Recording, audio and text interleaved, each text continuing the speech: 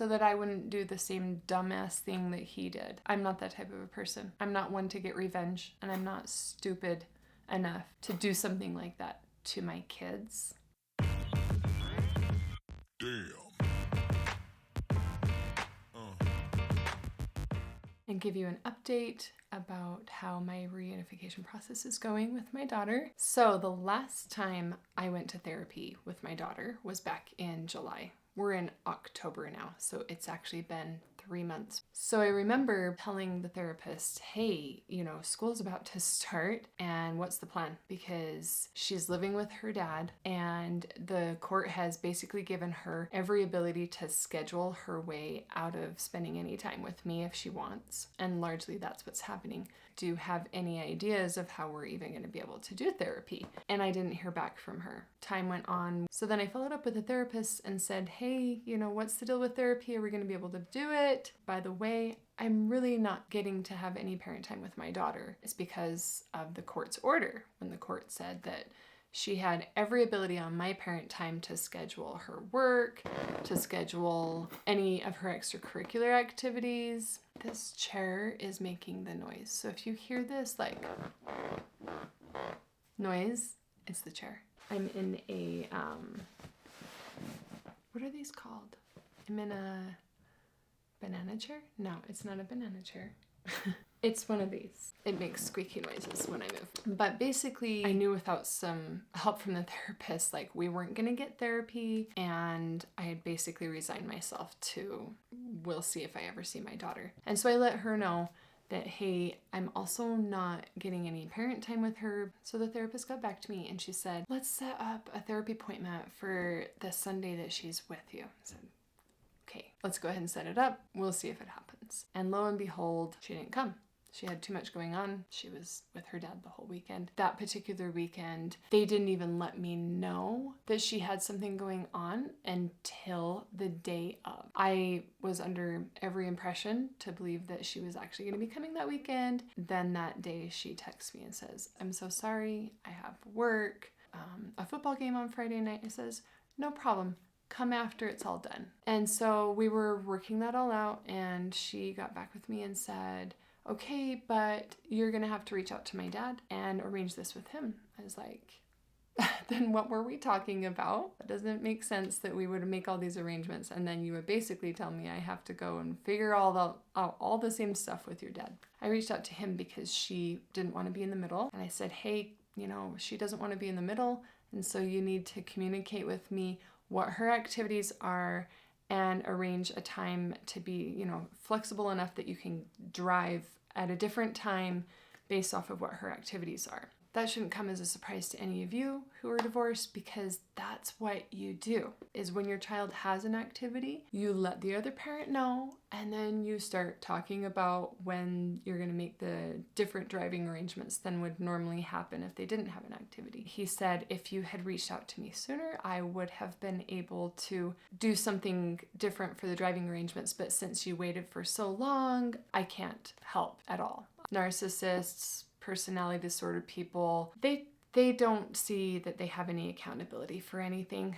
And it will literally take the entire day of trying to assert any kind of logic in the conversation to point out to him that he did not communicate any of this to me at all until the day of. And so there's no way I could have even known to reach out to him to arrange any different driving schedule, because he never let me know she had an activity. I had no idea she had an activity or work until they told me that day. So she didn't come. So then I reached out to the therapist and said, hey, you know what? She didn't come again, and her dad played a role. And they both were quite mean to me about it. The therapist said, you know what? I'm going to write a letter to the court and giving them an update about all of this and letting them know that she didn't come for a parent time again. And so I basically said to her, that's great, but I have no confidence that the court would do anything good with this information, and so more power to you.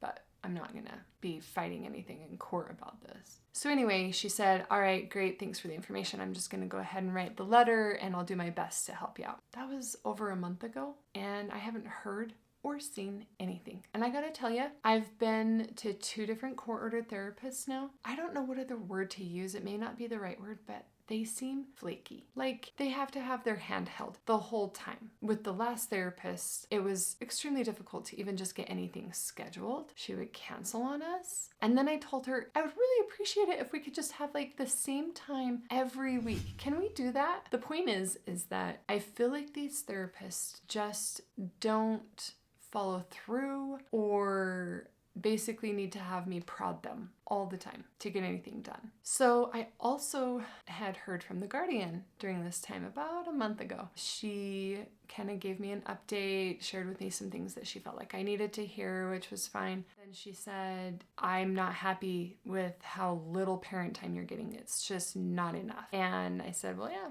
I agree with you. But you know what? That is the outcome of what the judge ruled. And I knew that the minute the judge made that ruling, so what are we to do about it? She said, well, I would advocate for you getting more parent time because I just don't think this is sufficient for the child. Like, totally agree. But guess what that means for me? That means I have to haul my butt back to court for the 8th time? I think not. I'm done. I'm done with this court's rodeo. This is ridiculous. So in order for me to get therapy with my daughter, which by the way hasn't happened for 3 months now, and we were court ordered to do it every week or else. In order for me to get that to be changed, I have to go back to court again, and I fired my attorney because we're not going to go into that here.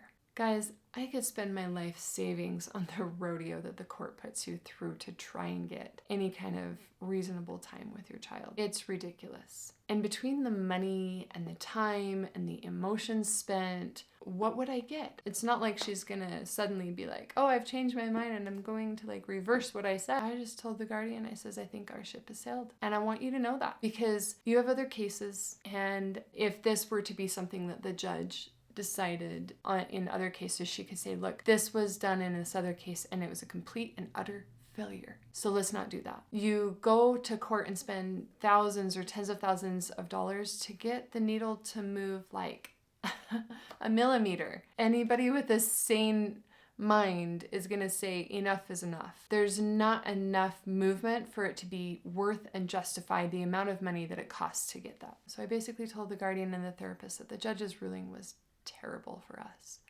And that if that was their idea of what reunification is, that was ridiculous. And what the judge had really done was perpetuated the abuser to continue to abuse and have influence over everybody. It is such a double standard what's happened. Because while she was living with me, her dad wouldn't support her in anything. I've got stories. I got plenty of stories, and I may share them. I'll share some. For example, when she was living with me, both her and my other son, who's still living with me, had band and orchestra concerts respectively. That like the vast majority of those concerts were on my parent time. And so all dad had to do was show up, which he never did. Regardless, the kids went to their concerts when they were living with me, except when it was on his weekend. And I found out after the fact, when my son came back, he told me that when he talked to his dad about the concert and said, hey dad, you need to take me to the concert tonight, his dad got really mad at him and said, your mom shouldn't be scheduling things on my parent time. And my son said, that's not mom, that's the school. That's my class that I want to be a part of, and the school scheduled it. It has nothing to do with mom.